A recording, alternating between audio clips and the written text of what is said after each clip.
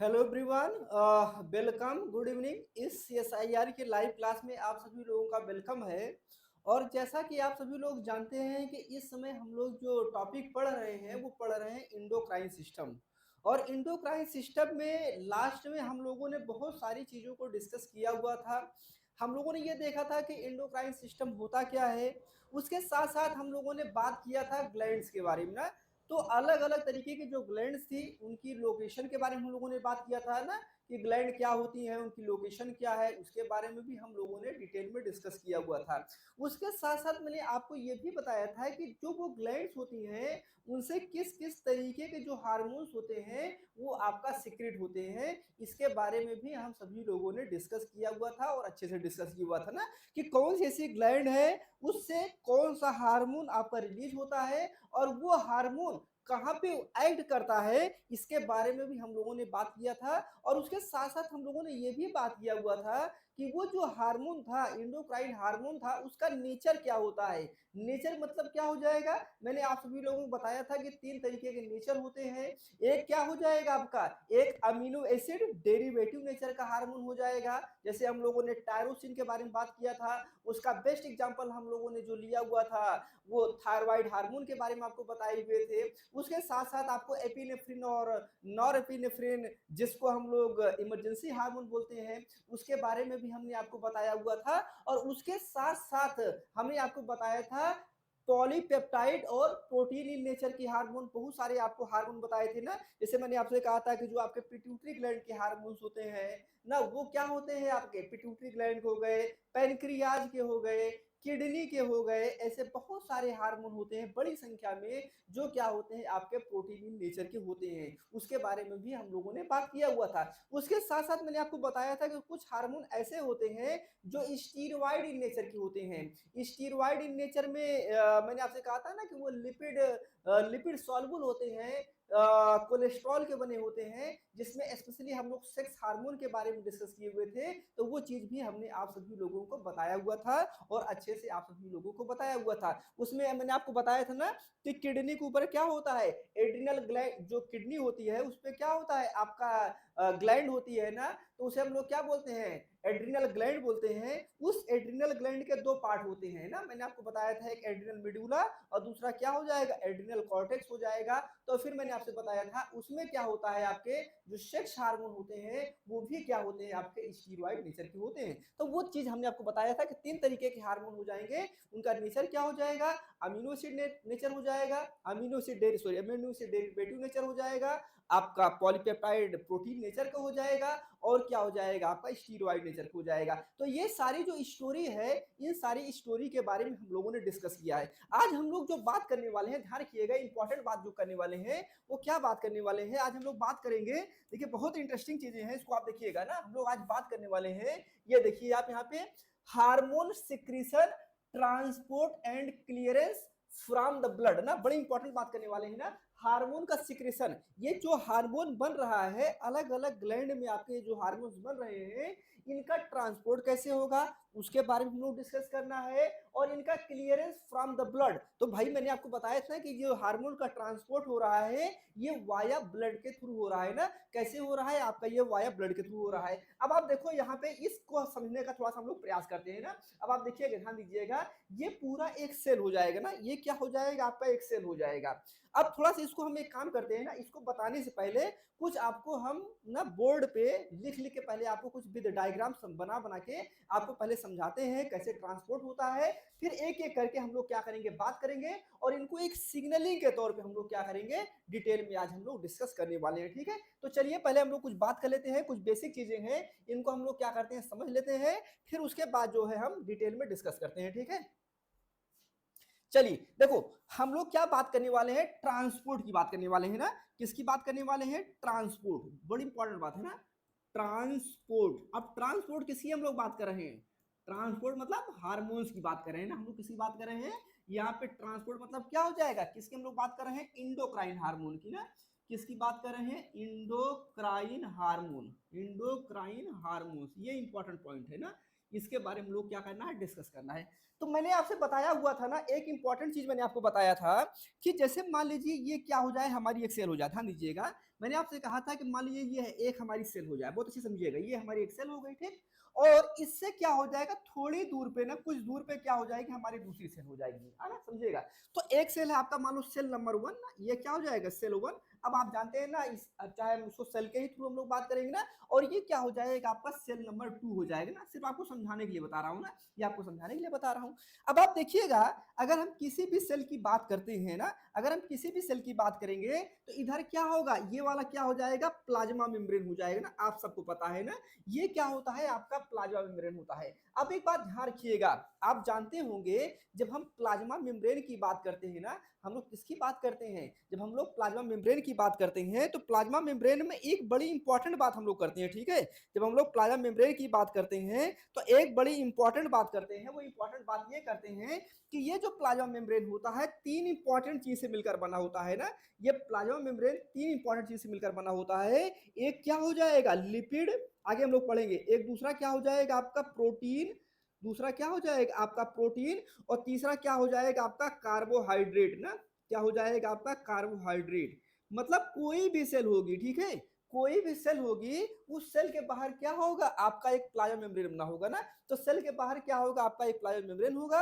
और वो जो प्लाज्मा मेम्ब्रेन होगा वो किसका बना होगा, लिपिड का बना होगा, प्रोटीन का बना होगा, और किसका बना होगा, कार्बोहाइड्रेट का बना होगा। सेम चीज अगर इसमें भी हम लोग बात करते हैं तो ये क्या हो जाएगा, हमारा प्लाज्मा मेम्ब्रेन हो जाएगा। और ये भी क्या हो जाएगा, तीन चीज से मिलकर बना होगा।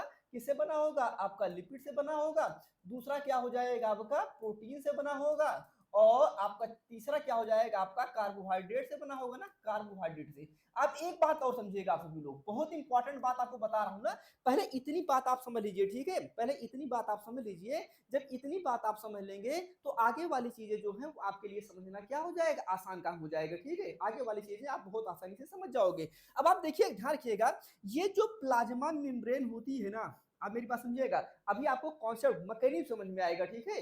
अभी जो ट्रांसपोर्ट है ना, ये ट्रांसपोर्ट जो एंडोक्राइन हार्मोन का ट्रांसपोर्ट है, उसको, उसकी जो मैकेनिज्म है वो क्या हो जाएगी, आपको बहुत आसानी से समझ में आ जाएगी ना। इसलिए इसको आपको समझना जरूरी है। अब देखो, ध्यान रखिएगा, ये जो आपका ना, ये जो आपका प्लाज्मा मेम्ब्रेन है, ये क्या होता है, सेलेक्टिव ना, ये कैसे काम करता है, एक्ट, कलर दिख रहा है क्या, बहुत अच्छे समझिएगा आप सभी लोग। ये काम करता है, कैसे काम करेगा, एक्ट, एक minute, act as, act as selective barrier, selective barrier, बड़ी इंपॉर्टेंट लाइन है, सेलेक्टिव बैरियर, ठीक है। मतलब ये जो आपकी प्लाज्मा मेम्ब्रेन है ना, ये कैसे काम करती है, act as a selective barrier, समझिएगा। मतलब कोई भी सेल होगा, उस सेल के बाहर क्या होगा आपका, ये एक प्लाज्मा मेम्ब्रेन होती है। ये कैसे काम करती है, act as a selective barrier. और इसको हम लोग क्या बोलते हैं, बाउंड्री ऑफ द सेल बोलते हैं ना।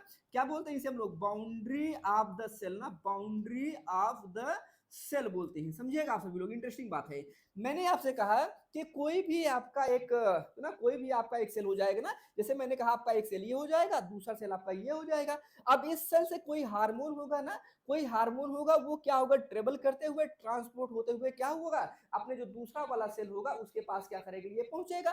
तो अब ये देखिए, मैंने आपसे कहा कि कोई भी सेल होगा, उसके बाहर क्या हो जाएगा, आपकी एक प्लाज्मा मेम्ब्रेन की लेयर हो जाएगी। ये जो प्लाज्मा मेम्ब्रेन की लेयर है वो तीन चीज से मिलकर बनी है, लिपिड से बनी है, प्रोटीन से बनी है, और क्या हो जाएगा आपका, कार्बोहाइड्रेट से बनी होगी। ये प्लाज्मा मेम्ब्रेन होता है, ये act as a selective barrier work करता है। और ये क्या होती है, बाउंड्री ऑफ द सेल होती है ना, सेल के बाहर क्या होता है, एक बाउंड्री के तरीके से वर्क करती है। तो ये भी क्या है, बड़ी इंटरेस्टिंग और इंपॉर्टेंट बात है। अब इस बात को समझिएगा ना। अब मैं इसका ऐसा कह क्यों रहा हूं, समझिएगा आप लोग। देखो, act as a selective barrier का मतलब क्या होता है कि ये जो आपकी प्लाज्मा मेम्ब्रेन होती है, ध्यान रखिएगा, दो तरीके के इंपॉर्टेंट मॉलिक्यूल होते हैं, ठीक है। दो तरीके के इंपॉर्टेंट मॉलिक्यूल होते हैं। एक क्या हो जाएगा आपका, हाइड्रोफोबिक, ध्यान रखिएगा। एक क्या हो जाएगा आपका, हाइड्रोफोबिक मॉलिक्यूल हो जाएगा ना। एक हाइड्रोफोबिक हो जाएगा, और एक हो जाएगा आपका हाइड्रोफिलिक ना। दूसरा क्या हो जाएगा आपका, हाइड्रोफिलिक। ये भी क्या होता है, बड़ा इंपॉर्टेंट होता है ना। तो दो तरीके के मॉलिक्यूल होंगे, एक क्या होगा आपका हाइड्रोफोबिक और दूसरा क्या हो जाएगा आपका हाइड्रोफिलिक ना। मैं आपको बताया भी हूं हाइड्रोफोबिक का मतलब क्या होता है, समझिएगा आप सभी लोग। हाइड्रोफोबिक का मतलब होता है वाटर इनसॉल्युबल, ध्यान रखिएगा, वाटर वाटर इनसॉल्युबल, ठीक है, वाटर इनसॉल्युबल। और ये क्या हो जाएगा, लिपिड सॉल्युबल होगी ना, ये क्या हो जाएगी, ये लिपिड सॉल्युबल होगी ना, क्या हो जाएगा भाई, ये लिपिड सॉल्युबल होगी, ठीक है, lipid lipid soluble, lipid soluble, ठीक है। तो मतलब ऐसे मॉलिक्यूल जो आपके हाइड्रोफोबिक नेचर के होंगे ना, ऐसे मॉलिक्यूल जो हाइड्रोफोबिक नेचर के होंगे वो क्या होंगे, वाटर में इनसॉल्युबल होंगे और क्या होंगे, लिपिड में सॉल्युबल होंगे। तो ऐसे मॉलिक्यूल जो होते हैं ये क्या होते हैं, अनचार्ज होते हैं ना, ये क्या होते हैं मेनली, मेनली क्या होते हैं, अनचार्ज मॉलिक्यूल होते हैं ना, अनचार्ज मॉलिक्यूल ना मेनली, मतलब ऐसे मॉलिक्यूल जिनमें आपका चार्ज नहीं होता है, ऐसे मॉलिक्यूल मेनली क्या होते हैं, आपके हाइड्रोफोबिक नेचर के होते हैं। और आप ध्यान रखिएगा हाइड्रोफिलिक मतलब इसका उल्टा हो जाएगा ना, जो वाटर में सॉल्युबल होंगे और जिनमें क्या होगा, चार्ज होगा, ध्यान रखिएगा। तो जो वाटर सॉल्युबल होंगे और जिन पे क्या होगा आपका चार्ज होगा, तो वो क्या होते हैं आपका मेनली हाइड्रोफिलिक होते हैं। अब एक बात आप समझिएगा, यहाँ पे इंटरेस्टिंग बात समझिएगा, मैं आगे बताता हूँ। तो यहाँ पे मैंने दो चीज लिया हुआ है ना, एक क्या ले लिया है, हाइड्रोफोबिक ना, एक हमने ले लिया है हाइड्रोफोबिक है ना, हाइड्रोफोबिक, और एक हमने ले लिया है हाइड्रोफिलिक, ठीक है, हाइड्रोफिलिक, ओके। ये क्या हो जाएगा हमारा हाइड्रोफिलिक, ये दो तरीके के आपके मॉलिक्यूल हो गए। अब आप समझिएगा इस बात को, जो आपको समझना है वो समझना इस बात का है कि ये जो हाइड्रोफोबिक मॉलिक्यूल हैं, अब क्योंकि यहाँ पे हम लोग हार्मोन की बात कर रहे हैं ना, किसकी बात करें, हार्मोन की, इसलिए यहाँ पे हम लोग क्या लिख देंगे, हार्मोन्स लिख देंगे ना, क्या लिख देंगे, हार्मोन्स लिख देंगे। तो एक हाइड्रोफोबिक हार्मोन्स हो जाएगा और दूसरा क्या हो जाएगा, हाइड्रोफिलिक हार्मोन्स हो जाएंगे ना, हाइड्रोफिलिक हार्मोन्स हो जाएंगे। अब ध्यान दीजिएगा, ये क्या होते हैं ना, इनकी एक बड़ी इंपॉर्टेंट बात होती है। मैंने कहा कि हाइड्रोफोबिक जो होते हैं ये क्या होते हैं, लिपिड सॉल्युबल होते हैं, क्या होंगे आपके ये, लिपिड सॉल्युबल होंगे ना, लिपिड सॉल्युबल होंगे। इसका मतलब क्या हुआ, अब जैसे इसमें क्या हो जाएगा, इसका एग्जांपल देखो, एग्जांपल क्या हो जाएगा, सेक्स हार्मोन ना, क्या हो जाएगा, सेक्स हार्मोन ना, सेक्स हार्मोन बड़ी इंपॉर्टेंट है ना, जिसमें हम लोग बात करते हैं ना, टेस्टोस्टेरोन की बात करते हैं, स्टीरोजन की बात करते हैं, प्रोजेस्टेरोन की बात करते हैं ना, तो ये सारी कहानियां हम लोग क्या करते हैं, डिस्कस करते हैं। तो अब आप देखिएगा ये जो हाइड्रोफोबिक मॉलिक्यूल्स हैं, मतलब क्या हाइड्रोफोबिक हार्मोन्स होते हैं, जिनको हम लोग क्या बोलते हैं, लिपिड सॉल्युबल बोलते हैं, ये क्या होते हैं, सेक्स हार्मोन होते हैं। अब इनके बारे में एक लाइन लिखने जा रहा हूं, ध्यान रखिएगा, इनके बारे में एक लाइन लिखने जा रहा हूं, वो लिखने ये जा रहा हूं, दे कैन क्रॉस द, ठीक है, they can cross the plasma membrane, plasma membrane without help of any transporter protein, any transporter protein, बड़ी इंपॉर्टेंट बात है, ध्यान दीजिएगा, ये इंपॉर्टेंट पॉइंट मैंने लिखा हुआ है, ठीक है। अब इसको जब आप समझेंगे कि आगे कहानी आपको समझ में आएगी। कह रहे हैं कि ऐसे मॉलिक्यूल जो क्या होते हैं, हाइड्रोफोबिक होते हैं, मतलब जिनमें क्या होता है, कोई चार्ज नहीं होता, ध्यान रखिएगा, ऐसे मॉलिक्यूल जो हाइड्रोफोबिक होते हैं, या हम हार्मोन की बात कर रहे हैं तो हम क्या लिख देंगे, ऐसे हार्मोन जो हाइड्रोफोबिक हार्मोन्स होते हैं, लिपिड सॉल्युबल होते हैं, उनका एग्जांपल क्या हो जाएगा आपका, सेक्स हार्मोन हो जाएगा। ये क्या करते हैं, ये प्लाज्मा मेम्ब्रेन को क्रॉस कर जाएंगे, ये क्या करेंगे, प्लाज्मा मेम्ब्रेन को क्रॉस कर जाते हैं बिना किसी आपका ट्रांसपोर्टर प्रोटीन के ना, बिना किसी ट्रांसपोर्टर प्रोटीन के ये क्या करेंगे, मेम्ब्रेन को क्रॉस कर जाएंगे। इसका मतलब क्या हुआ, इसका मतलब समझने का प्रयास करिएगा। जैसे मान लीजिए ये क्या हो गया, ये कोई आपका हार्मोन हो गया, ठीक है, ये क्या हो गया, कोई हार्मोन हो गया ना। अब ये हार्मोन क्या है, हाइड्रोफोबिक नेचर का है ना, कैसे है आपका ये जो हार्मोन है, ये हाइड्रोफोबिक नेचर का है ना। अब ये हाइड्रोफोबिक नेचर का है और सब मैंने आपको बताया है कि कौन से आपके हार्मोन हाइड्रोफोबिक नेचर के होते हैं, कौन से आपके हार्मोन हाइड्रोफिलिक नेचर के होते हैं, विद एग्जांपल के साथ मैंने आपको डिटेल में बताया हुआ है।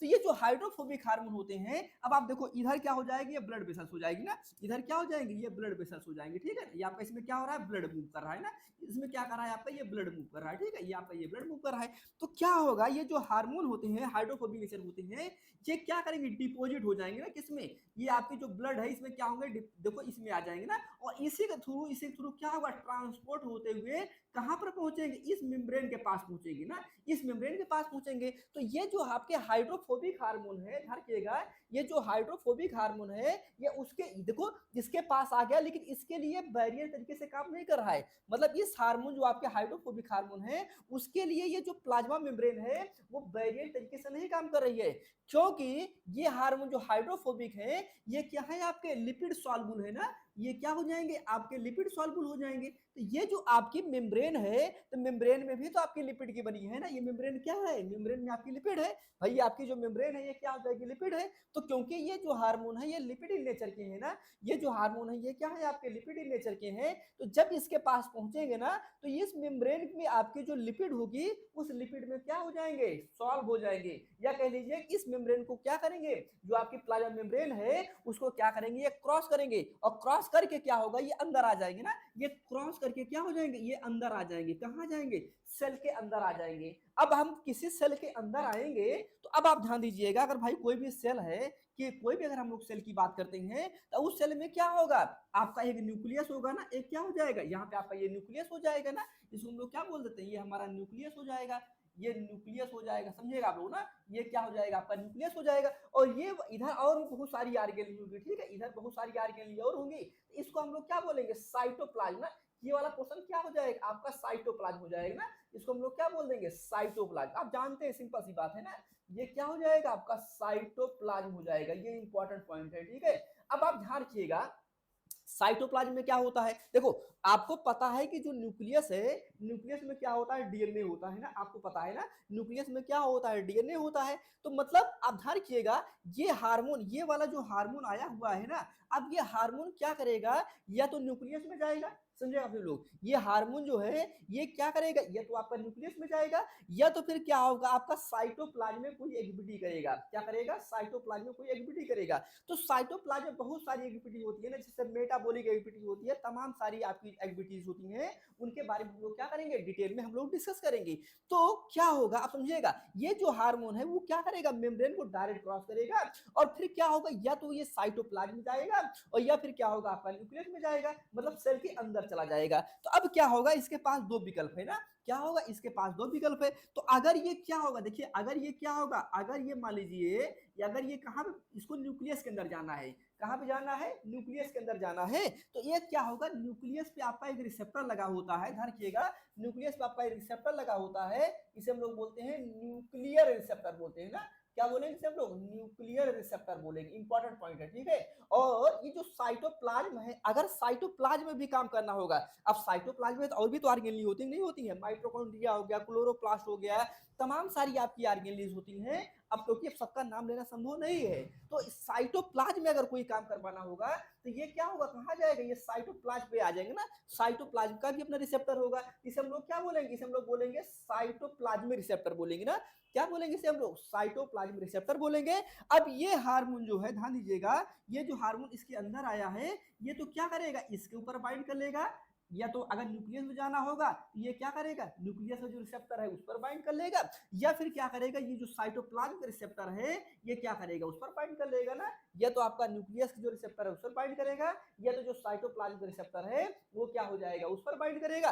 अब अगर न्यूक्लियस के रिसेप्टर पर बाइंड करेगा, ध्यान दीजिएगा, अगर न्यूक्लियस के रिसेप्टर पर बाइंड करेगा तो स्वाभाविक बात इसके अंदर क्या होगा, डीएनए होगा ना, इसके अंदर क्या होगा, डीएनए होगा, इस डीएनए का क्या करवाएगा, रेप्लिकेशन करवाएगा, ट्रांसक्रिप्शन करवाएगा, ट्रांसलेशन करवाएगा, मतलब क्या करवाएगा, जीनेटिक्शन करवाएगा। तो कह रहे हैं कि अगर कोई हार्मोन, समझेगा, अगर कोई हार्मोन जो स्टीरॉयड नेचर का है ना, स्टीरॉयड नेचर का है, मतलब क्या होगा, वो लिपिड सॉल्युबल का है, तो वो एक सेल या किसी ग्लैंड से ना, किसी सेल या किसी ग्लैंड से क्या होगा, जब वहां पे सिंथेसाइज होगा, जब सिंथेसाइज होगा, बन जाएगा, तो वो क्या होगा, वाया ब्लड के थ्रू आपका ट्रांसपोर्ट होगा। जब वो आया ब्लड के थ्रू आपका ट्रांसपोर्ट होगा, तो जो दूसरा वाला, देखो यहाँ पे एक सेल है कि अपने से दूर क्या हो जाएगा, दूसरा सेल हो जाएगा, तो जब इसके थ्रू आपका ये ट्रांसपोर्ट होगा, ट्रांसपोर्ट होते होते होते होते हुए ये क्या करेगा, दूसरे सेल के पास पहुंचेगा। जब दूसरे सेल के पास पहुंचेगा तो क्या होगा, इस सेल के अंदर ना ये मेम्ब्रेन जो है, दूसरी वाली जो सेल की मेम्ब्रेन है, उस मेम्ब्रेन पर जब ये पहुंचेगा तो क्या करेगा, मेम्ब्रेन को क्रॉस करेगा और मेम्ब्रेन को क्रॉस करके क्या होगा, अब ये सेल के अंदर आ जाएगा।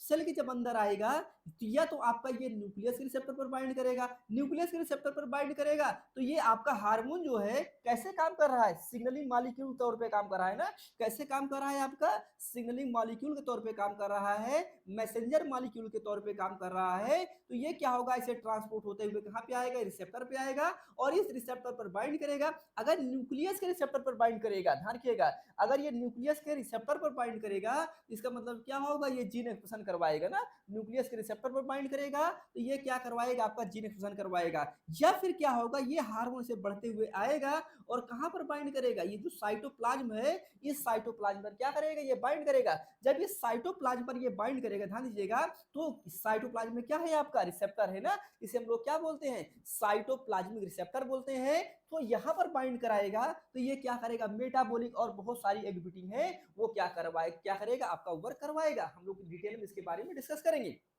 ये तो बात हो गई कि अगर कोई हाइड्रोफोबिक हार्मोन है तो वो उसका ट्रांसपोर्ट कैसे होगा ना, उसका ट्रांसपोर्ट कैसे होगा, मतलब उनके बीच में सिग्नलिंग कैसे होगी। सिग्नलिंग नहीं हो रही है ना, क्या एक सेल आपका ये हो गया, दूसरा सेल ये हो गया, दोनों सेल के बीच में क्या हो रहा है, कम्युनिकेशन हो रहा है ना। मतलब आपका ये जो हार्मोन है ये कैसे काम कर रहा है, मैसेंजर मॉलिक्यूल तरीके से काम कर रहा है ना। कैसे काम कर रहा है आपका ये जो आपका हार्मोन है, ये आपका एक मैसेंजर मॉलिक्यूल के तौर पे काम कर रहा है, मतलब यहाँ से लेके यहाँ तक आपका ट्रांसपोर्ट हो रहा है, ठीक है। तो ये तो बात इसके बारे में हो गई। लेकिन तो यहाँ पे ये बात हो गई ना, ये वाली हम लोग बात कर रहे थे, ठीक है। तो ये क्या हो गया हमारा, ये हो गया आपका हाइड्रोफोबिक मॉलिक्यूल की बात हो गई ना।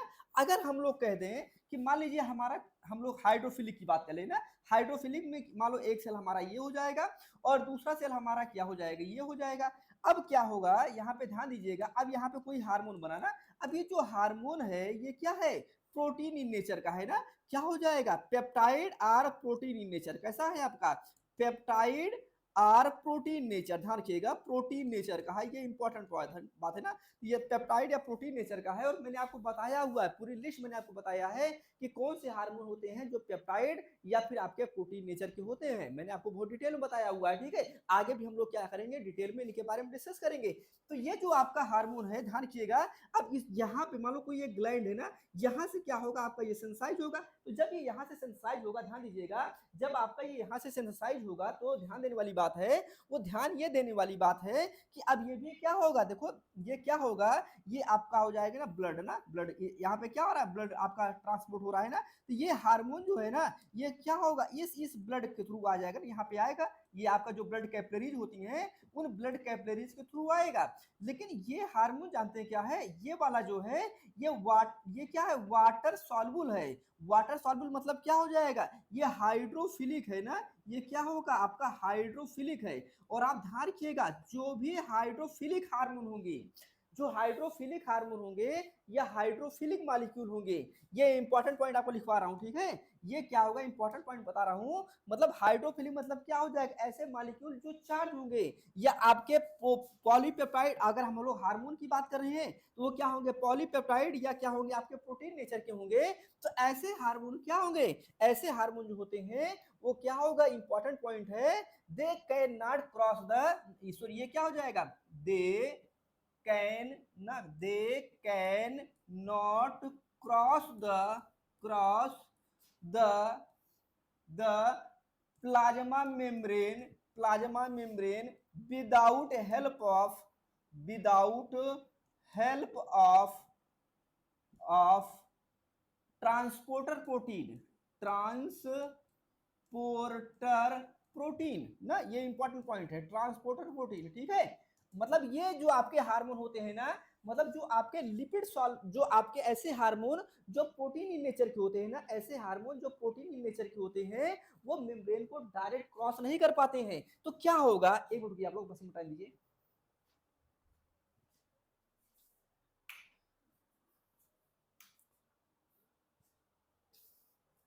तो देखिए आप लोग, तो क्या होगा, ऐसे जो हार्मोन होंगे, अब क्या होगा ना, जब यहां से ये जाएगा हार्मोन, जब यहां पर पहुंचेगा तो अब क्योंकि ये आपका ये हार्मोन जो है ये लिपिड सॉल्युबल नेचर का नहीं है ना, ये हार्मोन जो है आपका लिपिड सॉल्युबल नेचर का नहीं है। जब आपका ये लिपिड सॉल्युबल नेचर का नहीं है, समझेगा आप सभी लोग इस बात को, जब आपका ये लिपिड सॉल्युबल नेचर का हार्मोन नहीं है तो क्या होगा, ये मेम्ब्रेन को क्रॉस नहीं कर पाएगा। ध्यान दीजिएगा, ये जो मेम्ब्रेन है उस मेम्ब्रेन को ये क्रॉस नहीं कर पाएगा। जब ये इस मेम्ब्रेन को क्रॉस नहीं कर पाएगा तो ये क्या होगा, ये जो आपका दिख रहा है ना, ये आपको जो दिख रहा है ना मेम्ब्रेन, ये जो मेम्ब्रेन दिख रही है, इसी के ऊपर क्या लगा होता है, रिसेप्टर लगा होता है। ध्यान दीजिएगा, इसी के ऊपर क्या लगा होता है, रिसेप्टर लगा होता है ना, इसी के ऊपर ऐसे करके क्या होगा, आपका रिसेप्टर लगा होगा ना, किसके ऊपर, इस मेम्ब्रेन के सरफेस के ऊपर ना। ये जो मेम्ब्रेन है, मेम्ब्रेन के सरफेस के ऊपर क्या होता है, रिसेप्टर लगा होता है। ये जो रिसेप्टर लगा होता है इसे हम लोग क्या बोलते हैं, सरफेस सेल सरफेस रिसेप्टर ना, क्या हो जाएगा, सेल सरफेस रिसेप्टर।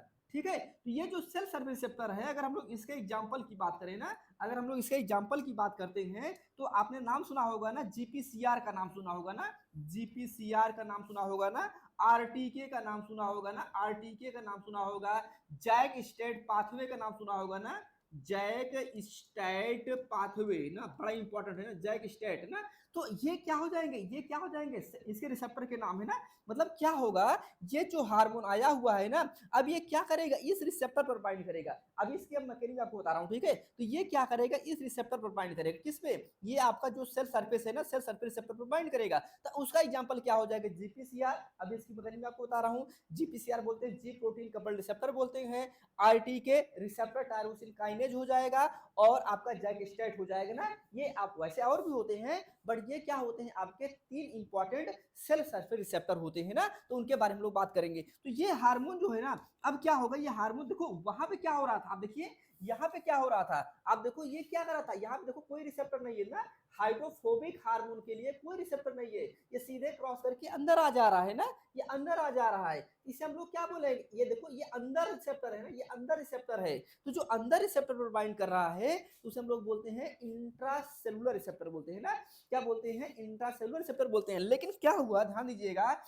ये वाला जो यहाँ पे है ना, अगर आप यहाँ पे देखिए तो ये यहाँ पे क्या है, ये मेम्ब्रेन को क्रॉस नहीं कर रहा है। मतलब ये क्या हुआ, सेल के सरफेस के रिसेप्टर पर बाइंड करेगा ना, कहां पर बाइंड करेगा, जो सेल के सरफेस का रिसेप्टर है वहां पर क्या करेगा, बाइंड करेगा। तो मतलब ये जो हार्मोन है ये कहां बाइंड करेगा, इसके रिसेप्टर ना, सेल के सरफेस पर बाइंड करेगा ना। और जब सेल के सरफेस पर बाइंड करेगा, अब ये जो रिसेप्टर के थ्रू ये क्या होगा, अंदर आएगा ना, रिसेप्टर के थ्रू क्या होगा, आपका ये अंदर आएगा। तो ये हार्मोन जो है अब कैसे आएगा, सेल के सरफेस के रिसेप्टर के थ्रू क्या होगा, ये अंदर आएगा। अब अंदर आएगा तो कैसे काम करेगा, ध्यान रखिएगा, जब ये अंदर आएगा तो अंदर आने के बाद ये कैसे काम करेगा उसके बारे में हम लोग क्या करने चल रहे हैं, डिटेल में डिस्कस करने चल रहे हैं। ठीक है, तो यहां तक आपको बात समझ में आ गई होगी ना, कि मतलब जो सेल के सरफेस रिसेप्टर होते हैं वो क्या करेंगे, मतलब ऐसे मॉलिक्यूल को बाइंड कराते हैं जो हाइड्रोफिलिक मॉलिक्यूल होंगे, या दूसरे लैंग्वेज में आप कह लीजिए हाइड्रोफिलिक जो मॉलिक्यूल्स होते हैं वो क्या होंगे, वो सेल के सरफेस के रिसेप्टर पर बाइंड करेंगे, और रिसेप्टर पर बाइंड करने के बाद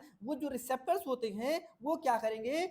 अब देखो यहाँ पे जो हार्मोन है ये कैसे काम कर रहे हैं, ये हार्मोन आपका सिग्नलिंग के तौर पे काम कर रहे हैं ना, कैसे काम कर रहे हैं, आपका सिग्नलिंग के तौर पे काम कर रहे हैं। तो ये जो आपके हार्मोन है, अब जब इस रिसेप्टर पर बाइंड करेंगे तो रिसेप्टर पर बाइंड करने के बाद इसके थ्रू क्या होगा, आपका अंदर जाएंगे, और अंदर जाने के बाद एक मैकेनिज्म होती है। ठीक है, अंदर जाने के बाद एक मैकेनिज्म होती है, उस मैकेनिज्म के थ्रू क्या करेंगे, अपना एक्शन करेंगे ना, अपना वर्क करेंगे। तो कैसे करेंगे, अब इसी को हम लोग क्या करने चल रहे हैं, डिटेल हम लोग बात करने चल रहे हैं ना। अब इसी को हम लोग बात करने चल रहे हैं डिटेल में, किसके डिटेल में बात करने चल रहे हैं, कि ये जो हार्मोन आया हुआ है कौन सा हार्मोन है, हाइड्रोफिलिक हार्मोन है। जैसे आपका पिट्यूटरी हार्मोन के जो हार्मोन होते हैं वो भी आपके हाइड्रोफिलिक होते हैं। आपका जो है पेनक्रियाज के जो हार्मोन्स होते हैं, जैसे पिट्यूटरी में क्या हो जाएगा, आपका प्रोलैक्टिन हो जाएगा, ऑक्सीटोसिन हो जाएगा, वैसोप्रेसिन हो जाएगा, ग्रोथ हार्मोन हो जाएंगे, है ना। उसके साथ साथ आपका जो है बहुत सारे आपके हार्मोन होते हैं ना, हम लोग डिटेल में डिस्कस करेंगे। तो वो सारे हार्मोन क्या होते हैं, प्रोटीन इन नेचर के होते हैं। तो वो सब कहां पर बाइंड करेंगे, सेल के सरफेस पर बाइंड करेंगे। उसके अलावा जैसे हम लोग बात कर लेंगे कि आपका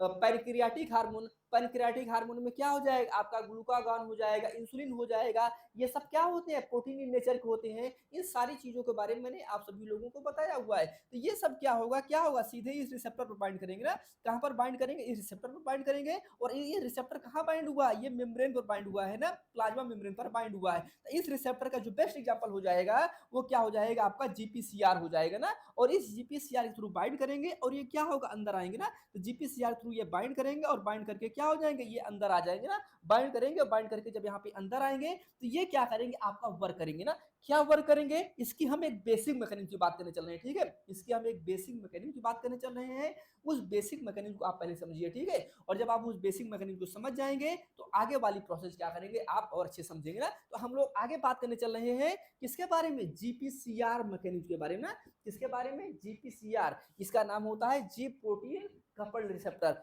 जीपीसीआर क्या है, ये रिसेप्टर है ना, कहां पर बाइंड हुआ है, ये जो आपका सेल है, सेल के आपके सरफेस पर बाइंड हुआ है ना। तो अब हम लोग बात करने चले हैं इसके बारे में ना। देखो ये क्या हो गई हमारी मेम्ब्रेन ना, ये देखो ये क्या हो गई मेम्ब्रेन, ठीक, ये आपका क्या हो गया, मेम्ब्रेन हो गया। मेम्ब्रेन कौन सी हो गई, यही ना मेम्ब्रेन हो गई, आप देखो यही तो मेम्ब्रेन है। ये जो मेम्ब्रेन है, ये जो मेम्ब्रेन है ना, जो आपकी येलो कलर दिख रही है, यही मेम्ब्रेन की बात करें ना। और इसी के ऊपर क्या हो जाएगा, आपका रिसेप्टर लगा है ना। अब आप देखिए यहाँ पे, तो ये आपका क्या हो गया, प्लाज्मा मेम्ब्रेन, ठीक है, ध्यान दीजिएगा, ये क्या हो गया आपका, ये आपका प्लाज्मा मेम्ब्रेन, ठीक। अब क्या हुआ, यहाँ पे ध्यान दीजिएगा, इसके ऊपर क्या लगा दिए हम, यहाँ पे ये लगा दिए रिसेप्टर, ठीक है, यहाँ पे क्या लगा दिए, ये आपका क्या हो गया, आपका रिसेप्टर हो गया। अच्छा, जीपीसीआर की जो जीपीसीआर रिसेप्टर होता है ना, उसकी एक बहुत बड़ी खासियत होती है, ये मेम्ब्रेन को 7 टाइम क्रॉस करता है ना। मेम्ब्रेन को क्या करता है, ये 7 टाइम क्रॉस करता है ना, मतलब ये ऐसे करके, एक ना ऐसे करके ना, देखो कितनी बार हो गया, 1 2 3 4 5 6 7, 7 टाइम क्रॉस किया है ना। मतलब ये देखो, इसका देखो ये वाला पोर्शन क्या होगा, आगे होगा ना, मतलब इसका जो हेड वाला पोर्शन होगा वो क्या होगा, आगे। अच्छा, इसको हम लोग क्या बोलेंगे, इग्जोसाइटोप्लाज्मिक बोलेंगे। क्या बोलेंगे, इग्जोसाइटोप्लाज्मिक, साइटोप्लाज्मिक ना, ये आपका इग्जोसाइटोप्लाज्मिक एरिया हो जाएगा। और ये क्या हो जाएगा, ये आपका हो जाएगा, आपका साइटोप्लाज्मिक हो जाएगा ना, ये क्या हो जाएगा, आपका साइटोप्लाज्मिक एरिया हो जाएगा। मतलब क्या हुआ, आप देखो यहाँ पे ना, ये जो एरिया है, ये साइटोसोल के बाहर वाली एरिया है ना। आप देखो ये क्या हो जाएगा, साइटोसोल के बाहर वाली एरिया, और ये वाला क्या हो जाएगा, आपका साइटोसोल वाली एरिया हो जाएगी ना। ये क्या हो जाएगी, आपकी साइटोसोल वाली एरिया हो जाएगी। तो ये आपकी साइटोसोल वाली एरिया हो जाएगी। देखो ये जो हेड है, जहां पे हार्मोन बाइंड करेगा, ये कहां पर बाइंड हुआ है, ये सेल के सरफेस पर बाइंड हुआ है ना। कहां पर बाइंड हुआ है, सेल के सरफेस पर बाइंड हुआ है। और ये क्या हो जाएगा, इसको अंदर ना, ये क्या हो जाएगा, अंदर साइड ना, अंदर क्या हो जाएगा, आपका साइटोप्लाज्मिक साइड। तो यहाँ पे वही दिखा रहे हैं ना, यहाँ पे अगर आप देखेंगे तो ये क्या हुआ, आपका इग्जोसाइटोप्लाज्मिक ना। तो यही इधर से क्या हुआ, ब्लड वेसल्स के थ्रू क्या हुआ, मतलब इधर मान लो आपका एक सेल आपका ये है ना, इस सेल के थ्रू क्या हुआ, ये हार्मोन आ रहा है ना, ये हार्मोन आ रहा है। तो ये हार्मोन आएगा तो कहां पर बाइंड करेगा, यहाँ पर बाइंड करेगा। और देखो इसका नाम जो जीपीसीआर है ना, इसको हम लोग क्या बोले, जीपीसीआर मैकेनिज्म ना, जीपीसीआर सिग्नलिंग। तो जीपीसीआर मतलब क्या हो जाएगा, जी प्रोटीन कपल्ड रिसेप्टर। देखो जी प्रोटीन कपल्ड रिसेप्टर बड़ी इंपॉर्टेंट है। जी प्रोटीन मतलब एक प्रोटीन होती है, इसमें एक प्रोटीन लगी होती है, उसको हम लोग क्या बोलते हैं, जी प्रोटीन बोलते हैं। ध्यान रखिएगा, इसमें एक प्रोटीन लगी होती है, उस प्रोटीन को हम लोग क्या बोलते हैं, जी प्रोटीन बोलते हैं। ये बड़ी इंटरेस्टिंग और इंपॉर्टेंट बात है। तो क्या होगा, ये आपका जो एक ना, ये आपका रिसेप्टर है, रिसेप्टर क्या है, प्रोटीन ही तो है। तो ये क्या हुआ, मेम्ब्रेन को 7 टाइम क्रॉस किया। तो क्या होता है, इसी के अंदर साइटोप्लाज्म में एक प्रोटीन लगी होती है ना, एक प्रोटीन लगी होती है। ये इसी हम लोग, ये ट्राइमरिक होती है। क्या होती है, ट्राइमरिक। ट्राइमरिक मतलब क्या हो जाएगा, ट्राइमरिक मतलब हो जाता है कि ये अल्फा बीटा और गामा सब यूनिट की बनी होती है ना। मतलब क्या होगा, ये जो रिसेप्टर है, रिसेप्टर क्या हो जाएगा, हेड हो जाएगा। ये क्या हो जाएगा, आपका टेल हो जाएगा। हेड कहाँ है, आपका साइटोप्लाज्म में है। टेल सॉरी, हेड कहाँ है, जो साइटोप्लाज्म में है। टेल कहाँ है, आपका साइटोप्लाज्म में है। तो ये जो प्रोटीन है, ध्यान रखिएगा, ये जो प्रोटीन है, ये प्रोटीन क्या है आपका, ये प्रोटीन जो है आपका साइटोप्लाज्म में है। और इसको हम लोग क्या बोलते हैं, जीपीसीआर बोलते हैं। जीपीसीआर मतलब क्या हो जाएगा, जी प्रोटीन कपल्ड रिसेप्टर हो जाएगा ना। क्या हो जाएगा, जी प्रोटीन कपल्ड रिसेप्टर हो जाएगा। तो ये जो जी प्रोटीन कपल्ड रिसेप्टर है, ध्यान दीजिएगा, ये जो जी प्रोटीन कपल्ड रिसेप्टर है, अब आप ध्यान रखिएगा, ये कहाँ है, साइटोप्लाज्म एरिया पे। तो इसीलिए इसे हम लोग क्या बोलते हैं, जी प्रोटीन बोलते हैं ना। क्या बोलते हैं इसे हम लोग, जी प्रोटीन। इसका नाम क्या हो जाएगा, जी प्रोटीन हो जाएगा, ठीक है। तो अब आप देखिएगा, ध्यान रखिएगा, तो ये जो रिसेप्टर है, अब क्या हुआ, यहाँ पे आपका एक सेल हो गया, एक सेल अभी आपको दिखाया ना, सेल नंबर 1 ना। क्या हो जाएगा, ये क्या हो जाएगा, सेल नंबर 1 हो जाएगा ना, ये आपका सेल नंबर 1 हो जाएगा। अब इससे क्या हुआ, हार्मोन आ रहा है ना। अब आप देखो इधर क्या हो जाएगा, ये आपकी ब्लड वाली वेसल्स हो जाएगी ना, ये आपकी क्या हो जाएगी, ब्लड वाली वेसल्स हो जाएगी, है नहीं, आपको दिखाया रहा था आपको लास्ट टाइम, देखो ये देखे थे ना हम लोग, ये देखे थे, ये आपकी ब्लड वेसल, ये आपका सेल हो जाएगा ना। अब इससे क्या हुआ, ये हार्मोन आ रहा है ना, और कहाँ पे बाइंड करेगा, इस रिसेप्टर पर बाइंड करेगा ना। अब देखो यहाँ पे क्या हो जाएगा, इस रिसेप्टर पे ये क्या करेगा, बाइंड करेगा। तो ये हार्मोन जो है ना, ये हार्मोन जो है, यहाँ से ये हार्मोन जो है ऐसे करके ये आ रहा है ना, ऐसे करके आ रहा है। तो कहाँ पर बाइंड करेगा, ये यहाँ पर बाइंड करेगा ना, कहाँ पर बाइंड करेगा, यहाँ पर बाइंड करेगा। सही बात है नहीं, यहाँ पर कर लिया, यहाँ पे क्या किया, यहाँ पे आपका ये बाइंड कर लिया है। जब यहाँ पे आपके आके बाइंड किया हुआ है, आप देखो ये रिसेप्टर है और देखो ये हार्मोन जो है ना, इसको हम लोग सिग्नलिंग मॉलिक्यूल भी बोल सकते हैं। तो इस हार्मोन को हम लोग क्या बोल सकते हैं, सिग्नलिंग मॉलिक्यूल भी बोल सकते हैं। ये क्या हो जाएगा, बड़ी इंपॉर्टेंट बात हो जाएगी ना। तो ये हार्मोन, और ये कौन सा हार्मोन है, हाइड्रोफिलिक हार्मोन है ना, सही बात है नहीं, ये कौन सा हार्मोन है, ये आपका हाइड्रोफिलिक हार्मोन है ना, आपको पता है ना, ये क्या हो जाएगा आपका हाइड्रोफिलिक ना, हाइड्रोफिलिक हार्मोन हो जाएगा ना, ये इंपॉर्टेंट पॉइंट है ना। तो ये क्या हो जाएगा आपका हाइड्रोफिलिक हार्मोन हो जाएगा। ये बड़ी इंटरेस्टिंग और इंपॉर्टेंट बात है। तो क्या होगा, ये क्या करेगा, यहाँ पर बाइंड करेगा ना। अब देखो एक बात, दो कंडीशन आ रही है, यहाँ पे ध्यान दीजिएगा, दो कंडीशन आ रही है। मैं आपको बना रहा हूँ एक कंडीशन बना रहा हूं, देखो यहाँ पे तो मैं आपको लिख दिया हूं इन द प्रेजेंस, आप ध्यान रखिएगा, यहाँ पे मैंने लिख दिया है कि आपका लिगेंड प्रेजेंट है ना, मतलब हार्मोन प्रेजेंट है। मतलब यहाँ पे कंडीशन मैं बना रहा हूँ कंडीशन नंबर 1 ना, यहाँ पे क्या लिख दे रहा हूँ, कंडीशन नंबर 1 ना, कंडीशन नंबर 1 हमने क्या लिख दिया है, मान लो यहाँ पे उल्टा लिख दे रहा हूँ, ठीक है, बात समझना है ना। मतलब हार्मोन प्रेजेंट है ना, क्या हो जाएगा, अगर हार्मोन प्रेजेंट है, ठीक है, हार्मोन प्रेजेंट है ना, एक कंडीशन मैं ये बना दे रहा हूँ। एक कंडीशन मैं आपको और बना रहा हूँ, जब आपका हार्मोन अब्सेंट होगा, ध्यान रखिएगा, मैं यहाँ बना दे रहा हूँ ना, एक कंडीशन में आपको और बना रहा हूँ, ठीक है, समझिएगा आप लोग। यहाँ पे क्या हो जाएगा, एक आपका ये ना, एक काम करते हैं ना, एक ही जगह कंपेरेटिव बना दे रहे हैं ना, सुनिए, आप थोड़ा छोटा कर दे रहा हूँ, मैं थोड़ा सा छोटा कर दे रहा हूँ, और छोटा करके मैं कंपेरेटिव बना दे रहा हूँ ना, थोड़ा सा छोटा करके क्या बना दे रहे हैं, कंपेरेटिव बना दे रहे हैं ना, ठीक है। एक मिनट, दोनों को मैं कंपेरेटिव बनाऊंगा तो आपको बहुत आसानी समझ में आएगा, ठीक है, बहुत आसानी समझ में आएगा। एक मिनट देखो, यहाँ पे क्या कर रहे हैं हम, दो ना, दो सेल, देखो ध्यान दीजिएगा, यहाँ पे हम क्या कर रहे हैं, एक प्लाज्मा मेम्ब्रेन ये बना दे रहे हैं, ठीक, एक प्लाज्मा मेम्ब्रेन ये बना दे रहे हैं, आप समझिएगा, ठीक है, और एक प्लाज्मा मेम्ब्रेन हम क्या कर रहे हैं, ये बना दे रहे हैं, ठीक, यहाँ पे मतलब हम जानते हैं क्या करना चाह रहे हैं, हम ये कहना चाह रहे हैं कि एक में जब हार्मोन प्रेजेंट होगा, एक में जब हार्मोन प्रेजेंट होगा तब रिसेप्टर कैसे काम करेगा, और एक में जब हार्मोन अब्सेंट होगा तब रिसेप्टर कैसे काम करेगा, ठीक है। एक में हार्मोन जब प्रेजेंट होगा, मतलब सिग्नलिंग मॉलिक्यूल प्रेजेंट होगा, तब कैसे आपका रिसेप्टर काम करेगा, और दूसरे में जब हार्मोन अब्सेंट होगा तब कैसे आपका रिसेप्टर और जो सिग्नल है, सिग्नलिंग सिस्टम है, वो कैसे आपका काम करेगा ना। तो पहले वाले हम लोग क्या लिख दे रहे हैं, यहाँ पे पहले वाले हम लोग लिख दे रहे हैं इन द अब्सेंस, आप ना इन द अब्सेंस ना, इन द अब्सेंस, आप यहाँ पे लिख रहे ना, इन द अब्सेंस ऑफ ना लिगेंड है ना, in the absence of ligand यहाँ पे लिख दे रहे हैं, ठीक। दूसरी जगह वाले हम लोग क्या लिख दे रहे हैं, यहाँ पे इन द प्रेजेंस, आप ना यहाँ पे हम लोग क्या लिख रहे हैं, in the presence of ligand. Ligand मतलब क्या हो जाएगा, यहाँ पे लिगेंड मतलब हो जाएगा आपका हार्मोन, ठीक है, लिगेंड मतलब क्या हो जाएगा आपका हार्मोन। तो रिसेप्टर मैंने आपको बताया है ना, रिसेप्टर क्या होगा, ये 7 टाइम क्रॉस किया होगा ना, कितने टाइम क्रॉस किया होगा, 7 टाइम। यहाँ पे क्या लग जाएगा आपका, एक प्रोटीन लग जाएगी, उसको हम लोग बोलेंगे जी प्रोटीन। ऐसे करके यहाँ पे भी आपका एक रिसेप्टर होगा, ये भी क्या करेगा, मेम्ब्रेन को 7 टाइम क्रॉस करेगा, और यहाँ पे भी एक प्रोटीन लग जाएगी, इसे हम लोग क्या बोलेंगे, जी प्रोटीन। अब आप देखिएगा यहाँ पे आपका जो जी प्रोटीन है, ये क्या हो जाएगा, ये भी आपका अल्फा बीटा और गामा का बना होगा, और ये भी क्या होगा, अल्फा बीटा और गामा का बना होगा। अब ध्यान दीजिएगा, अभी दोनों में हमने कोई अंतर नहीं किया है ना, अभी हमने दोनों में कोई अंतर नहीं किया है, ठीक है। अब यहाँ पे हम लोगों को ये बात करना है कि जब लिगेंड नहीं होगा, मतलब जब हार्मोन नहीं होगा, तब आपका ये रिसेप्टर कैसे काम करेगा, ठीक है भाई। हार्मोन हमेशा थोड़ी ना आता रहता है, जो हार्मोन है या जो सिग्नलिंग है वो हमेशा थोड़ी ना हो रही है, वो तो टाइम टू टाइम हो रही है ना, वो हमेशा तो नहीं हो रही है, वो क्या हो रही है आपकी, टाइम टू टाइम हो रही है। तो अगर कह रहे हैं कि अगर हार्मोन नहीं है तो क्या होगा, ये जो रिसेप्टर है ना, इस रिसेप्टर में क्या लगा होता है, जीडीपी, ध्यान रखिएगा, अल्फा बीटा गामा, और क्या होगा, जीडीपी ना। एक बात मैंने आपको बहुत बार बताया है ना, मैं एक बार आपको बहुत बार बताया हूं, यहीं पे मैं कहीं नोट करके लिख दे रहा हूं ना, यहीं मैं कहीं नोट करके लिख दे रहा हूं, इस बात को आप क्या करिएगा, याद कर लीजिएगा, ठीक है। अगर क्या होगा, एटीपी, किसी किसी के साथ अगर एटीपी लगा होगा या जीटीपी लगा होगा, तो मोस्ट ऑफ केस में वो क्या होगा, आपका एक्टिव होगा, ठीक है, वो क्या हो जाएगा, आपका एक्टिव हो जाएगा, ठीक। और अगर क्या हो जाएगा ना, अगर किसी केस में आपका क्या लगा होगा, एडीपी लगा होगा या क्या लगा होगा, जीडीपी लगा होगा, तो वो मोस्ट ऑफ केस में क्या हो जाएगा, आपका इनएक्टिव हो जाएगा, क्या हो जाएगा आपका, वो इनएक्टिव हो जाएगा, ठीक है। जी सर, हेलो।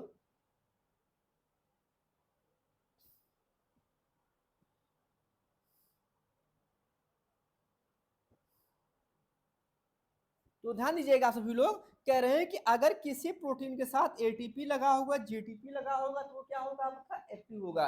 अगर एडीपी लगा होगा, जीडीपी लगा होगा तो क्या होगा आपका इनएक्टिव होगा। सही बात है कि नहीं? ये बात हम लोगों को क्या करना है, ध्यान रखना है। तो अब आप देखो यहाँ पे क्या लगा है, जीडीपी लगा है ना, मतलब है ये ट्राइमेरिक प्रोटीन, इसके हम लोग क्या बोल रहे हैं, जी प्रोटीन बोल रहे हैं। लेकिन जब लिगेंड नहीं होगा, ध्यान रखिएगा, जब लिगेंड नहीं होगा मतलब हार्मोन नहीं होगा, इसका मतलब क्या हो जाएगा, इसका मतलब समझिए आप लोग, मतलब यहाँ पे क्या, यहाँ पे आप क्या समझोगे, यहाँ पे आप ये समझोगे कि यहाँ पे हार्मोन नहीं है, ठीक है, यहाँ पे मतलब ये जो आपका सेल है ये कोई हार्मोन रिलीज अभी किया ही नहीं है ना। लेकिन हार्मोन रिलीज भले नहीं किया हुआ है लेकिन रिसेप्टर तो लगा ही रहेगा ना, रिसेप्टर तो क्या होगा, लगा रहेगा।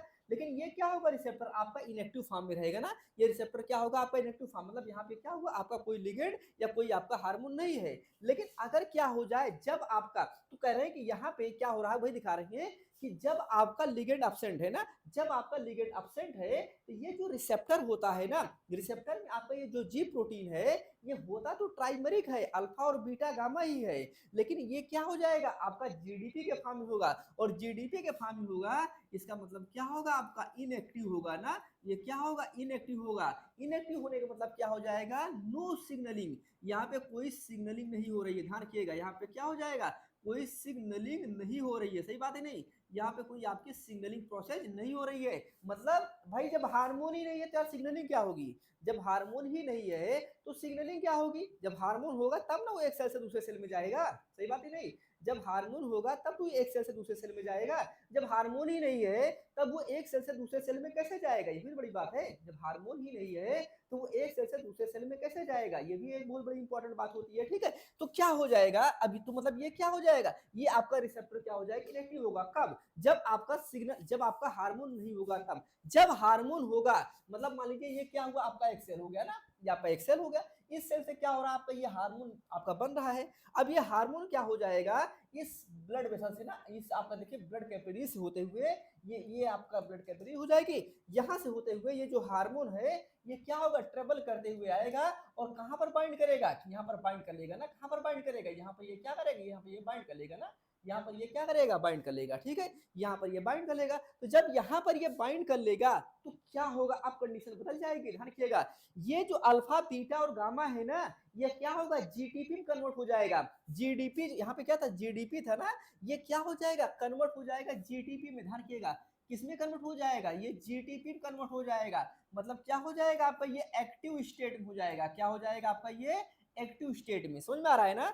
ये क्या हो जाएगा आपका एक्टिव स्टेट में हो जाएगा, समझ में आ रहा है ना इतनी बात। मतलब जैसे ही हार्मोन बाइंड करेगा अल्फा बीटा क्या हो जाएगा, ये जो आपका ट्राइमेरिक जी प्रोटीन थी, ये जो ट्राइमेरिक जी प्रोटीन थी ये किसमें कन्वर्ट हो गई, जीटीपी में कन्वर्ट हो गई, किसमें कन्वर्ट हो गई आपका ये जीटीपी में आपका ये कन्वर्ट हो गया, ये इंपॉर्टेंट बात है। अब आप ध्यान दीजिएगा, अब आपको जो ध्यान देना है वो ध्यान ये देना है, अब यहाँ से क्या होगा, अब सिग्नल जो है ना यहाँ था, अब सिग्नल क्या हुआ, यहाँ पर पहुंच गया है, ठीक है। मतलब आपका जो लिगेंड है वो क्या हुआ, मतलब आप समझो ये वाला जो लिगेंड था ना, मतलब ये वाला जो आपका, ये जो आपका हार्मोन था ये क्या हुआ, रिसेप्टर पर बाइंड कर लिया है ना, तो ये हार्मोन जो है कहां पर बाइंड किया हुआ है, इस रिसेप्टर पर बाइंड कर लिया। जब ये हार्मोन इस रिसेप्टर पर बाइंड किया हुआ, ध्यान दीजिएगा, जब ये हार्मोन इस रिसेप्टर पर बाइंड कर लिया हुआ है तो अब आपको जो समझना है कि अब क्या हुआ, ये अंदर आएगा ना, क्या करेगा, ये अंदर आएगा ना, तो अब वही दिखा रहे हैं ना, यहाँ पे क्या हो जाएगा, ये यहाँ पर आ गया है। अब क्या हो गया, अब चेंज क्या होगा, ये जो आप देखो, जब ये आपका, जब यहाँ पे लिगेंड बाइंड करेगा तो चेंज क्या हो रहा है, जीडीपी जीटीपी में कन्वर्ट हुआ। अगली चीज देखो, यहाँ पे जब जब हार्मोन नहीं था तो अल्फा बीटा और गामा एक साथ है ना, एक साथ है। लेकिन यहाँ पे क्या हो गया, जब हार्मोन बाइंड किया तो अल्फा बीटा जीटीपी में आया, उसके साथ एक चेंज और आया, उस साथ साथ एक चेंज और ये आया, ये जो आपके अल्फा बीटा गामा एक साथ में है, क्या हो जाएगा आपका, अल्फा अलग हो जाएगा और बीटा और गामा क्या हो जाएगा आपका अलग हो जाएगा। ध्यान रखिएगा, अल्फा क्या हो जाएगा, अलग हो जाएगा, और बीटा गामा क्या हो जाएगा आपका अलग हो जाएगा, सेपरेट हो जाएगा। ध्यान रखिएगा, मतलब ये क्या हो जाएगा, ये आपका अल्फा जो है ये क्या हो गया आपका अलग हो गया, और बीटा गामा क्या हो गया आपका अलग हो गया। सही बात ही नहीं। अब ये पूरा पोर्शन क्या है, ये पूरा पोर्शन साइटोप्लाज्म है ना। अगर हम इस पूरे पोर्शन की बात करते हैं, पूरा पोर्शन क्या है, ये पूरा पोर्शन आपका साइटोप्लाज्म है ना। क्या हो जाएगा, ये आपका साइटोप्लाज्म है ना, ये आपका क्या हो जाएगा, साइटोप्लाज्म है। अब क्या होगा, मैंने आपसे कहा ना, जब आपका ये साइटोप्लाज्म में, ध्यान दीजिएगा, जो इंटरेस्टिंग और इंपॉर्टेंट बात है, वो इंटरेस्टिंग और इंपॉर्टेंट बात है कि जब यहाँ पे क्या हो गया, लिगेंड बाइंड करेगा, जब यहाँ पे लिगेंड क्या होगा, बाइंड करेगा, तो लिगेंड बाइंड करने के बाद क्या होगा, ये पूरे जीपीसीआर को क्या करेगा, क्रॉस करेगा। जब ये पूरे जीपीसीआर को क्रॉस करेगा तो अल्फा आपका, अल्फा बीटा और गामा ना, ये तीनों क्या है आपके साथ साथ थी। देखो यहाँ पे क्या था आपका साथ साथ था ना, यहाँ पे क्या था आपका साथ साथ था। कब, जब आपका लिगेंड, जब आपका हार्मोन नहीं था तब। जैसे ही हार्मोन यहाँ पर बाइंड किया, अब क्या हुआ देखो, ये जीडीपी से कन्वर्ट हुआ तुरंत किसमें, आपका जीडीपी में कन्वर्ट हुआ। एक बात, जीडीपी से किसमें कन्वर्ट हुआ, आपका जीडीपी में कन्वर्ट हुआ। एक इंपॉर्टेंट बात ये हो गया है। दूसरी इंपॉर्टेंट बात क्या होगा, ये डिसोसिएट हो गई। ये जो ट्राइमेरिक सब यूनिट है ये क्या हो गई, डिसोसिएट हो गई। और डिसोसिएट होने के बाद अल्फा में अलग हो गई और बीटा और गामा में अलग हो गई। ये क्या होता है मोस्ट ऑफ केस में। अब मैंने कहा कि ये पूरा क्या हो जाएगा, साइटोप्लाज्मिक एरिया हो जाएगी। अब साइटोप्लाज्मिक एरिया है तो यहाँ पे मान लीजिए क्या होगा, न्यूक्लियस होगा ना, आपको पता ही है। यहाँ पे क्या हो जाएगा, ये आपका न्यूक्लियस हो जाएगा ना, ये आपका न्यूक्लियस हो जाएगा। या फिर आपका ये साइटोप्लाज्म है। तो अब क्या होगा, जैसे आपको मैंने ऑलरेडी पहले ही बताया, बहुत बड़ा बना दे रहा हूँ, ठीक है, बहुत बड़ा बन गया है, छोटा बना दे रहा हूँ ना।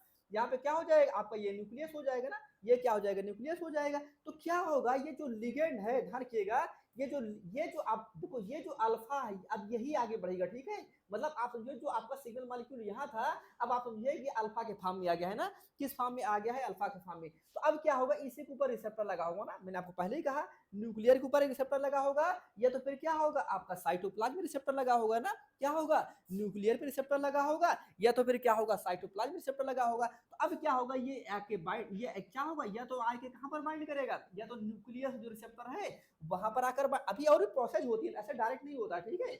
डायरेक्ट नहीं होता है, कई सारे पाथवे होते हैं ना, आपको बताऊंगा। तो उन सारे पाथवे के थ्रू होते हुए अब ये जो आपका सिग्नल मॉलिक्यूल है, ये सिग्नल मॉलिक्यूल कहां पहुंचा, ये सिग्नल मॉलिक्यूल पहुंच गया आपका न्यूक्लियस का जो रिसेप्टर है, उस न्यूक्लियस के रिसेप्टर पर पहुंचेगा। और फिर ये कहा, ये आपका ना इधर डीएनए है ना, ये क्या हो जाएगा, डीएनए है। अब क्या होगा, ये यहाँ पर पहुंचेगा ना, ये जो सिग्नल मॉलिक्यूल है ये क्या होगा, ये यहाँ पर पहुंचेगा ना, यहाँ पर बाइंड करेगा और फिर यहाँ होते हुए आएगा। और क्या करेगा, ये जो डीएनए है इसको क्या करेगा, एक्सप्रेस करा देगा ना, मतलब रेप्लिकेशन करा देगा, ट्रांसक्रिप्शन करा देगा, आगे वाली प्रोसेस को करवा देगा।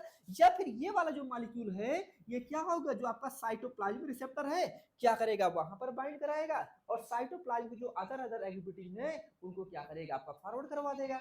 सही बात है कि नहीं, तो दो ही ना काम करेगा। मतलब क्या हुआ, अब देखो ये लंबी इंपॉर्टेंट प्रोसेस है। मतलब जब आपका हार्मोन प्रेजेंट होगा, आप समझिएगा यहाँ पे, मतलब ये जो आपका हार्मोन है ना, जब ये हार्मोन आपका यहाँ पे प्रेजेंट होगा, ये हार्मोन क्या होगा, यहाँ पर आएगा और किस पर बाइंड करेगा, ये रिसेप्टर है। ये रिसेप्टर का नाम क्या है, आपका जीपीसीआर रिसेप्टर नाम है। तो इस जीपीसीआर रिसेप्टर पर क्या करेगा, बाइंड करेगा।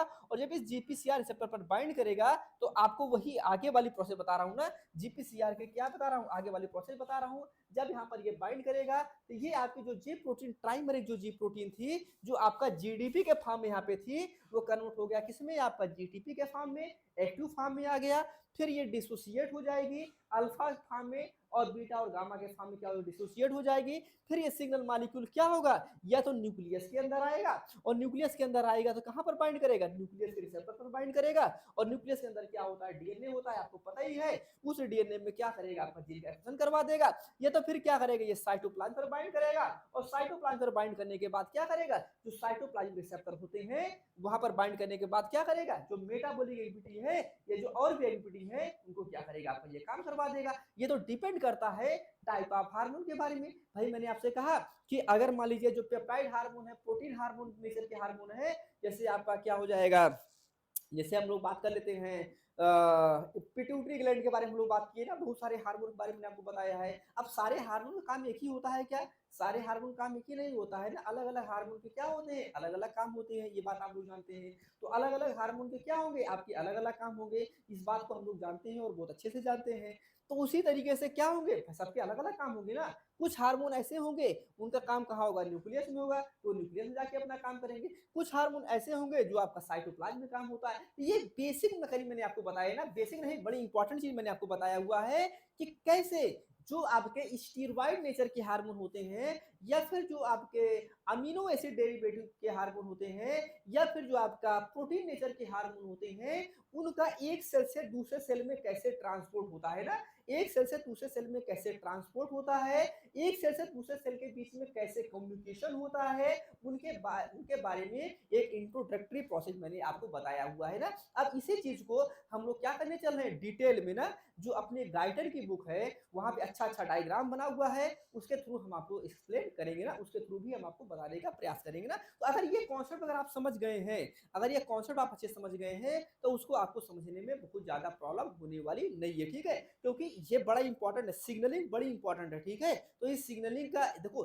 ये जो सिग्नलिंग है ना, ये हमारे सिर्फ इसी में नहीं है, ठीक है। जब हम लोग सेल बायोलॉजी पढ़ते हैं तो सेल बायोलॉजी में भी हम लोग जीपीसीआर, आरटीके और जैक स्टेट पाथवे के बारे में हम लोग क्या करते हैं, डिटेल में डिस्कस करते हैं ना। तो अभी तक हम लोगों ने जितना पढ़ा हुआ है, अब क्या करते हैं, इसको चल के बुक में जो अच्छा अच्छा डायग्राम बना हुआ है वहां से हम लोग क्या करते हैं, स्टडी करते हैं ना। देखो हमारा प्रयास ये रहता है कि हम थ्योरी डायरेक्ट नहीं रीड करते हैं ना, आपको पता है ना, हम थ्योरी डायरेक्ट रीड नहीं करते हैं। हमारा प्रयास ये रहता है कि पहले आपको कॉन्सेप्ट समझा दें, जब एक बार आपको कॉन्सेप्ट समझ में आ जाएगा तो बुक पढ़ना आपके लिए क्या हो जाएगा, बहुत आसान हो जाएगा ना। तो चलते हम लोग आगे बात करते हैं और हम लोग डिस्कस करते हैं किसके बारे में, थ्योरी के बारे में ना। तो देखो एक डायग्राम मैंने आपको ये दिखाया था ना, देखो यहाँ पे पहले ये डायग्राम, देखो हम लोग टॉपिक पढ़ क्या रहे थे ना, हम लोग पढ़ रहे थे ना, जो हम लोग टॉपिक पढ़ रहे थे वो पढ़ रहे थे क्या ना, hormone secretion, transport and clearance from the blood ना, and clearance from the blood ना, ये चीज हम लोग पढ़ रहे थे। अब मैंने आपसे कहा ना कि ये क्या हो जाएगा हमारा ना,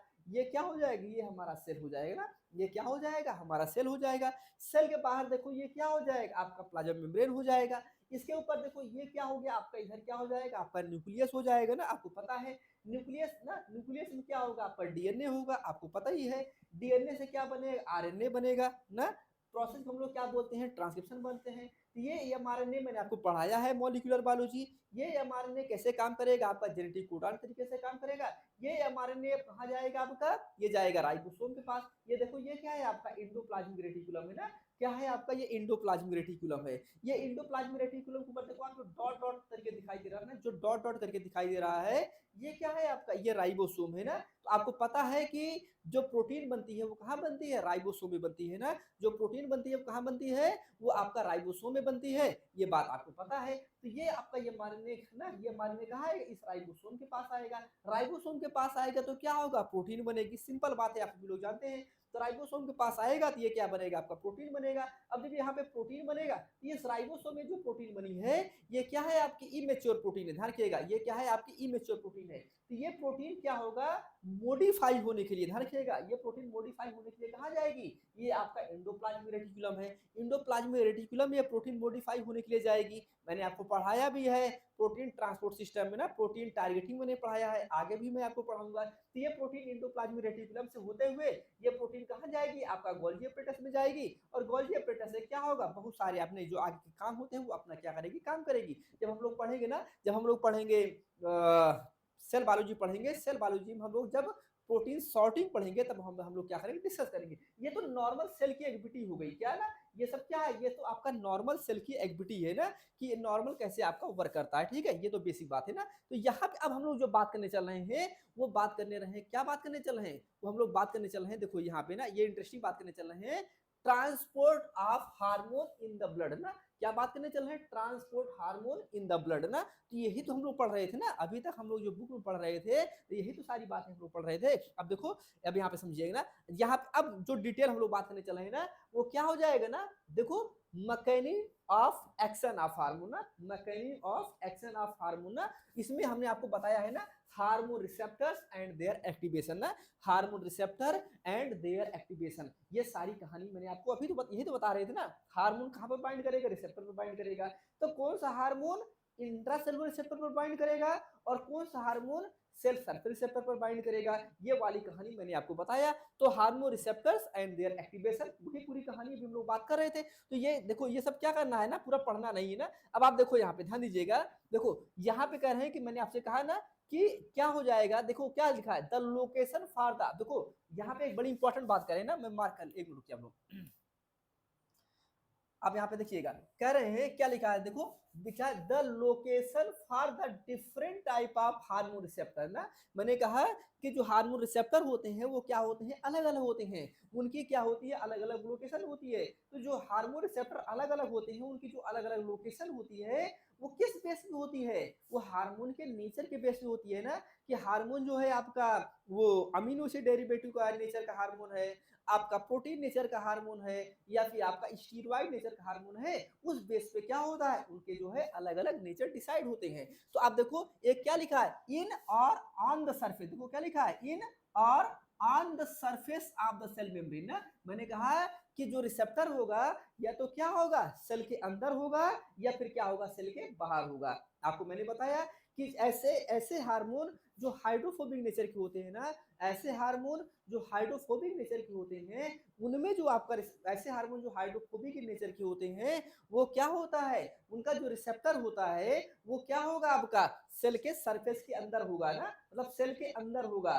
आपको बताया था न्यूक्लियर रिसेप्टर या साइटोप्लाज्मिक। और ऐसे हार्मोन जो हाइड्रोफिलिक नेचर के होते हैं, मतलब प्रोटीन इन नेचर के हार्मोन होते हैं या पेप्टाइड नेचर के हार्मोन होते हैं, वो कहां पर बाइंड करते हैं, उनका जो रिसेप्टर होता है सेल के सरफेस होता है। तो यहाँ पे देखो क्या लिखा है, लिखा इन द सेल साइटोप्लाज्म ना, और इन द न्यूक्लियस ना। तो एक तो क्या हो जाएगा आपका सेल सरफेस रिसेप्टर हो जाएगा ना, मतलब ऐसा हो जाएगा जो सरफेस ऑफ द मेम्ब्रेन ऐसा रिसेप्टर होगा, जो surface of the membrane membrane के सरफेस भी होगा, इसके बारे में मैंने आपको बता ही दिया है। देखो क्या लिखा हुआ है, the membrane receptor are specific mostly for the protein ना, मतलब ऐसे हार्मोन जो जो आपका सेल के सरफेस पे रिसेप्टर पर बाइंड करते हैं ना, ऐसे हार्मोन जो सेल के सरफेस के रिसेप्टर पर बाइंड करते हैं वो क्या होते हैं, मोनली प्रोटीन होते हैं, पेप्टाइड होते हैं, कैटकोलामिन हार्मोन होते हैं ना, कैटकोलामिन हार्मोन होते हैं। और फिर कह रहे हैं दूसरा क्या हो जाएगा, इन द साइटोप्लाज्म, अभी आपको दिखाया था डायग्राम बना के साइटोप्लाज्म में क्या हो जाएगा,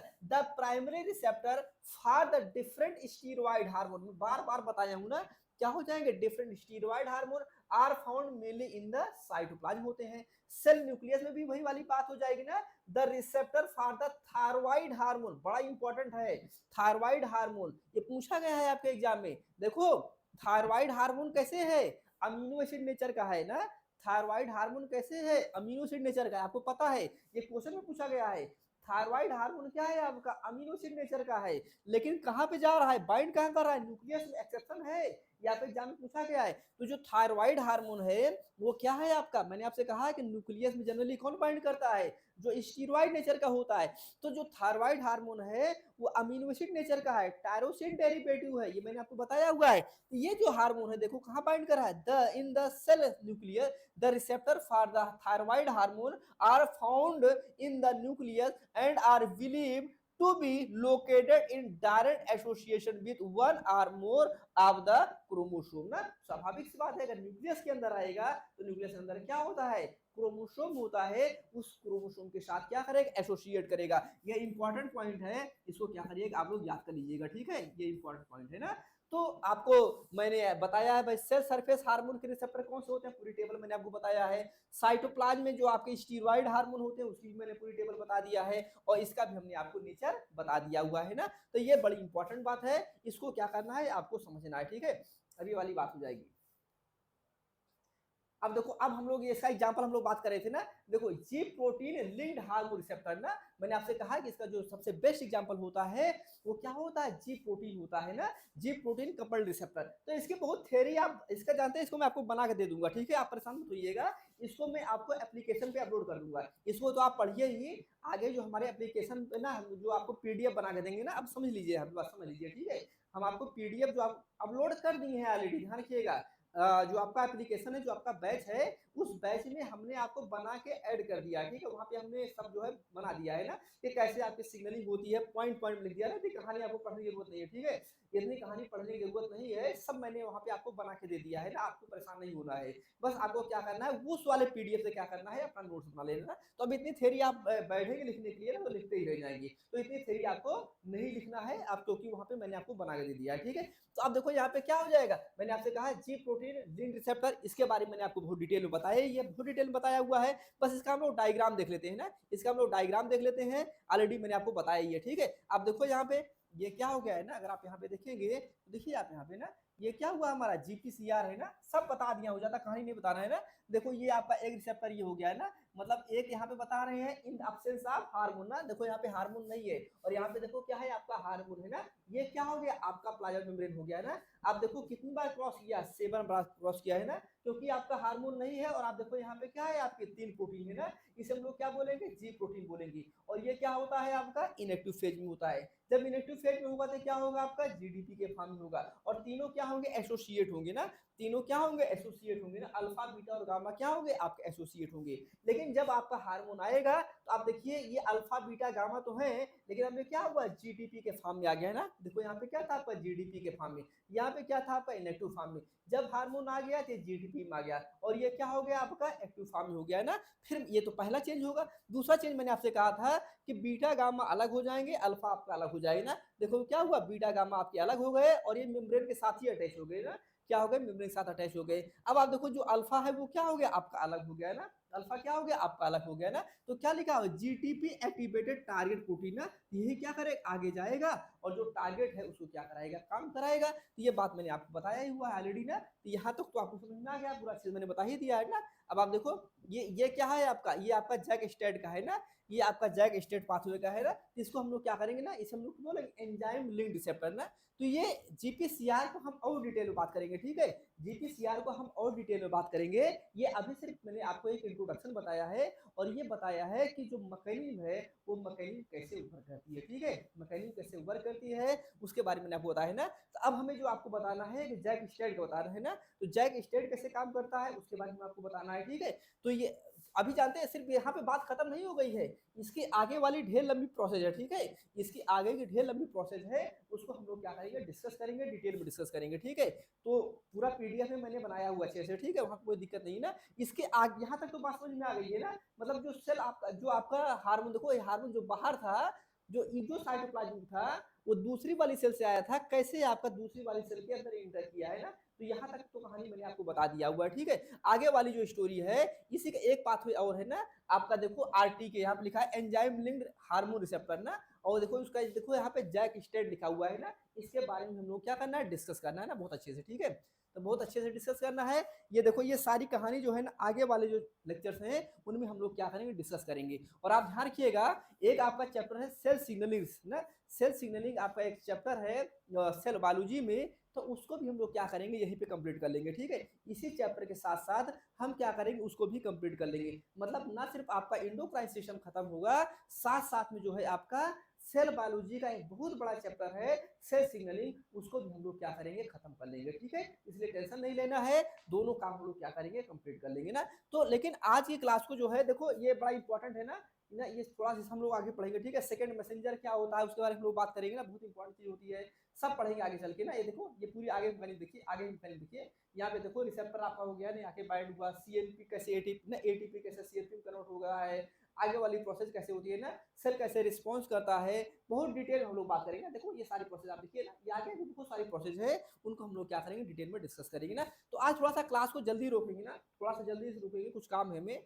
तो आज की क्लास को हम जल्दी रोकेंगे। बाकी आगे वाली सारी प्रोसेस जो हैं उनको हम लोग क्या करेंगे आगे जो है वो डिटेल में डिस्कस करेंगे। और एक रेडियो इम्यूनो एस्से होता है ना, इससे क्या करते हैं मीजर करते हैं, इसके बारे में हम लोग क्या करेंगे डिस्कस करेंगे, ठीक है। ये देखो आप पढ़े होंगे ना, ये आपकी टेक्निक्स है ना, तो हार्मोन को डिटेक्ट करने की टेक्निक है, कभी कभी क्या करता है टेक्निक से लिंक करके पूछ लेता है ना। तो इन सारी चीजों को हम लोग क्या करेंगे डिटेल में डिस्कस करेंगे, अच्छे से डिस्कस करेंगे, ठीक है। बट आज की क्लास को यहाँ पे हम लोग स्टॉप करते हैं, और कल हम लोग फिर मिलते हैं 4 बजे सेम टाइम पे, ठीक है। 4 बजे हम लोग कल सेम टाइम मिलते हैं। कल थोड़ी सी लंबी क्लास हो से, आज थोड़ा सा 15-20 मिनट पहले आपको छोड़ दे रहा हूँ ना, 15-20 मिनट पहले आपको छोड़ दे रहा हूँ। तो पढ़ाना तो था हमें 15-20 मिनट और, बट थोड़ा सा काम है हमें थोड़ा सा जल्दी में।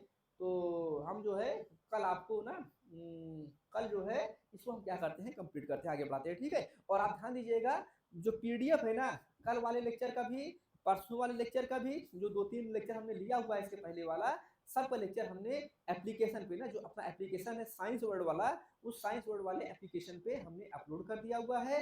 आप लोग वहां पे क्या करिएगा अपना नोट्स बना लीजिएगा, ठीक है। तो कल हम लोग मिलते हैं इसमें आपका फिर सेम टाइम पे 4 बजे मिलते हैं। इसको क्या करिएगा आप सभी लोग पढ़ लीजिएगा ना अच्छे से, इसको आप सभी लोग पढ़ लीजिएगा अच्छे से, जितना मैंने आपको बताया हुआ है जो मैंने वहाँ पे बोर्ड पे बताया हुआ है ना, जो बोर्ड मैंने नोट कराया हुआ है, उसको भी आप लोग क्या करिएगा, नोट कर लीजिएगा, ठीक है? तो अभी के लिए थैंक यू सो मच। कल हम लोग फिर मिलते हैं सेम टाइम पे 4 बजे ना। Thank you so much.